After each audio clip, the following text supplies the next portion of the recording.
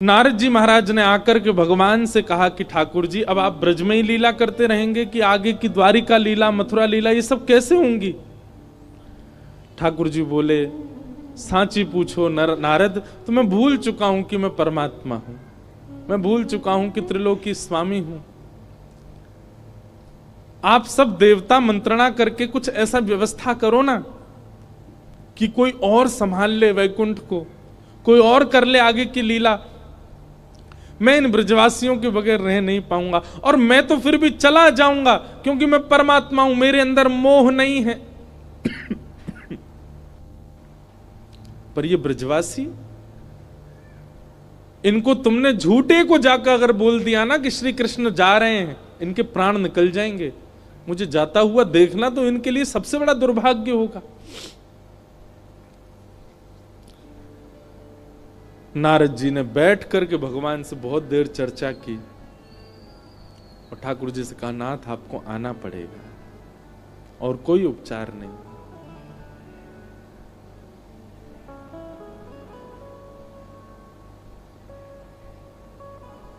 अक्रूर जी महाराज वृंदावन आए और वृंदावन आकर के नंद बाबा यशोदा मैया से कही, कंस ने एक धनुर्यज्ञ किया है और उस धनुर्यज्ञ में आपके दोनों पुत्रों को आमंत्रित किया है। यशोदा मैया बोली, इतने राक्षस भेजे वाने हमारे लाला मारवे के काजे और अब निमंत्रण भेज रहे हो? बोले नहीं नहीं, आपको शायद कोई गलत सूचना मिली, वो राक्षस कंस ने नहीं भेजे हैं। कंस तो इन दोनों को सम्मानित करना चाहते हैं। हमने सुना कुछ दिन पहले बहुत जोर की बारिश हुई तो इन्होंने गिरिराज्य उठा लिए थे, सब आप सबकी रक्षा की। तब से महाराज कंस के नित्य मन में चलता है कि कृष्ण बलराम दोनों आवे और उनको मैं सम्मानित करूं।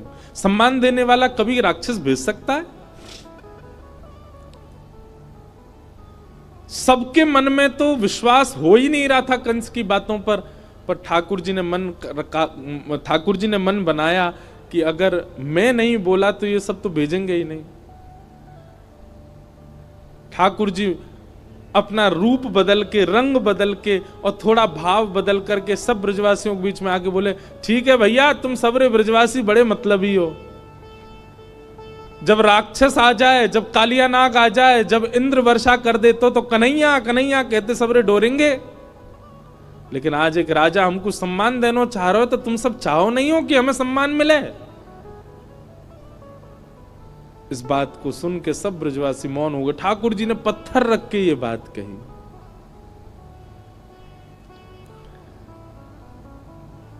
अक्रूर जी महाराज ले जाने के लिए आए हैं श्री ठाकुर जी को।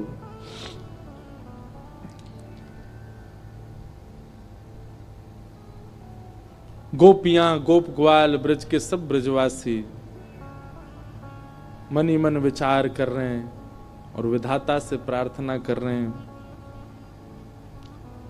कि अहो विधातस्तव न क्वचित् दया संयोज मैत्र्या प्रणयेन देहिना। अरे विधाता,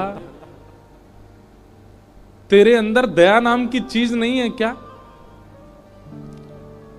कहां श्री कृष्ण को हमारा प्रेमी बना दिया, कहां हम सबके चित्त में उनके प्रति इतना प्रगाढ़ प्रेम प्रकट करा दिया। और जब हम सबके चित्त में प्रेम आ गया, आज मिलने का समय आया, अब उनके संग रहने का समय आया, उनके संग अब लीला करने का समय आया, तो तू उनको हमसे दूर कर रहा है।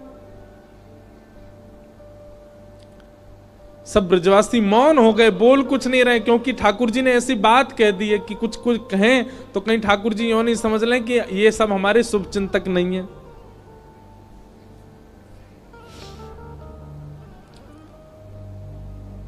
सब ब्रजवासी आज अपने घर नहीं गए, नंद भवन के द्वार पर बैठे हैं और पूरी रात सब सूर्य नारायण से प्रार्थना कर रहे हैं, हे सूर्य नारायण, आप कल उदित मत होना, क्योंकि आपके उदित होते ही लाला हमें छोड़ के चलो जाएगो। रात में यशोदा मैया श्री ठाकुर जी को अंग से लगा करके सो रही है, लिपट के सोते हैं मैया से।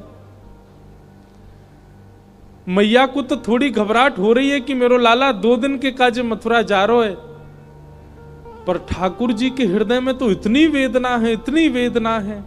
बार बार मैया के वक्ष में अपना मुख रख देते हैं और बार बार मैया के तन की सुगंधी को ठाकुर जी भीतर लेते हैं,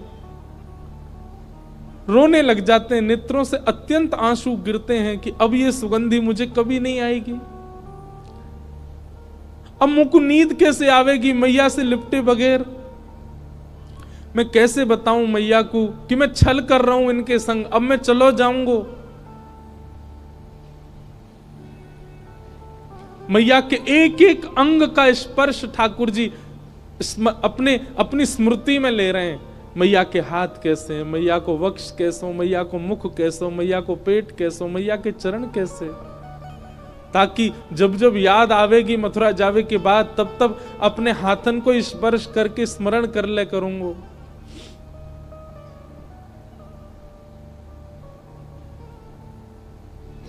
मैं एक बात अभी कह रहा था पिछली कथा में, गोपियों का विरह सबने सुना, ब्रजवासियों का विरह सबने सुना, वृंदावन का विरह सबने सुना, हमारी किशोरी जी का विरह भी सबने सुना, पर श्री कृष्ण का विरह किसी ने नहीं सुना।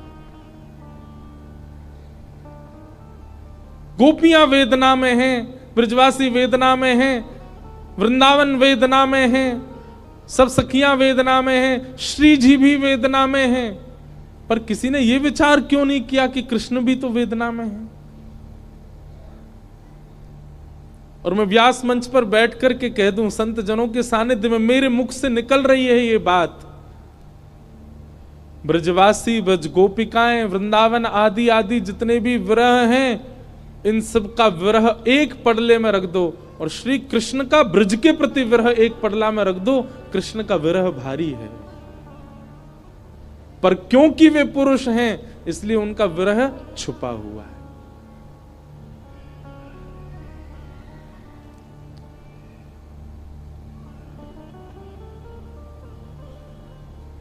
ठाकुर जी कैसे संभाल रहे हैं बंधुओं, देखो, पीड़ा चित्त में होना और वही पीड़ा मुख पे आ जाना ये एक सामान्य विरह है, पर पीड़ा चित्त में होना और मुख पे ना आने देना ये एक विशेष विरह है जो श्री कृष्ण का है। द्वारिका लीला में श्री ठाकुर जी नित्य एक ही करवट से सोते हैं। एक दिन रुक्मणी जी ने कहा कि नाथ आप करवट क्यों नहीं लेते, मैंने बहुत दिनों से देखा है आप एक ही करवट से सोते हो, आप रात में जिस तरफ मुख करके सोते हो सुबह भी वहीं पाते हो, कोई पीड़ा है? आप कभी सीधे नहीं होते, कभी उस तरफ मुख नहीं करते, क्यों? ठाकुर जी कहते हैं, रुक्मणी उस तरफ वृंदावन है, द्वारिका से 1500 किलोमीटर दूर है वृंदावन आज की डेट में, और जिस द्वारिका में ठाकुर जी रहते थे वो तो समुद्र में थी, और 2000 किलोमीटर मान लो। ठाकुर जी उस दिशा में चलते नहीं है, उस दिशा की ओर खड़े नहीं होते ज्यादा देर तक जिस दिशा में वृंदावन है। कितना विरह, कितनी याद आती है ठाकुर जी को वृंदावन की। द्वारिका में उन सब दिशाओं में पर्दे पड़े हैं जिन दिशा में वृंदावन है। ठाकुर जी नहीं जाते, सह लेते हैं। आज सुबह सुबह ठाकुर जी यशोदा मैया ते पहले उठ गए और उठ के स्वयं ही स्नान कर लिया। क्यों? क्योंकि अब मैया के ज्यादा स्नेह को मैं आस्वादन करूंगा तो मैं जा नहीं पाऊंगा। मैया उठी, आज आश्चर्यचकित है गई, बोले लाला तू नहा लियो? ठाकुर जी बोले हाँ मैया। तेने अपने आप श्रृंगार कियो? अपनो श्रृंगार नहीं किया ठाकुर जी ने, केवल एक तिलक धारण किया है, एक माला पहनी है बस, और आज ज्यादा विशिष्ट श्रृंगार में नहीं है। बोले मैया मैं जल्दी जल्दी मथुरा जाऊंगा तो फिर जल्दी जल्दी आऊंगा ना, या हमारे मोह लगी, तू तो सो रही है तो सोंदा हूं, मैं जल्दी नहा लियो मैया।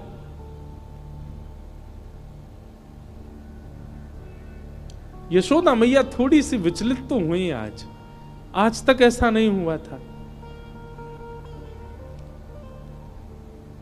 ठाकुर जी ने मन में विचार किया, अक्रूर जी से जाके कहा, अभी ब्रह्म मुहूर्त है, सुबह की बेला है, सब ब्रजवासी अभी सो रहे होंगे, मैया यशोदा नंद बाबा उठ जाएं, केवल इनको प्रणाम करके हम चलें मथुरा की ओर।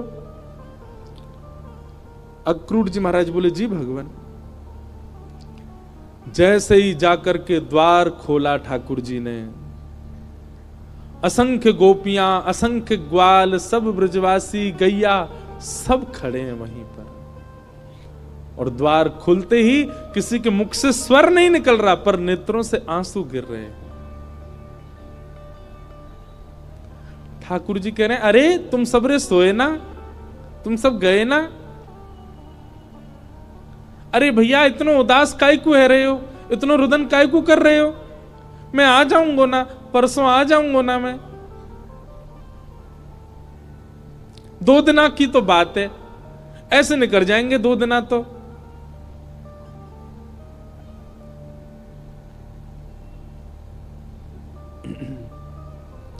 देखे बिन कान्हा जब मन नाही माना, इन आंखों से आज हमने ब्रह्म पहचाना। कृष्ण चरण कमलों में मन को लगाना, इन गोपियों का ताना ये उल्हाना, दर्शन का बहाना है।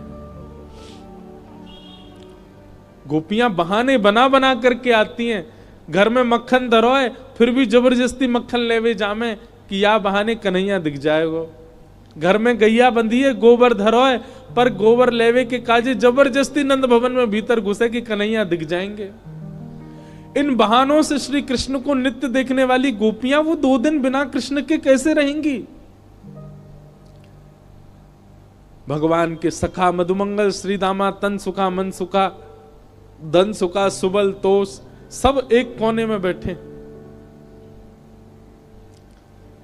मधुमंगल आके बोले लाला तू जा तो 2 दिना को रहो, लेकिन तने एक बार भी विचार नहीं कियो ये श्री दामा ये सुबह उठते या को नियम है 11 वर्ष थे।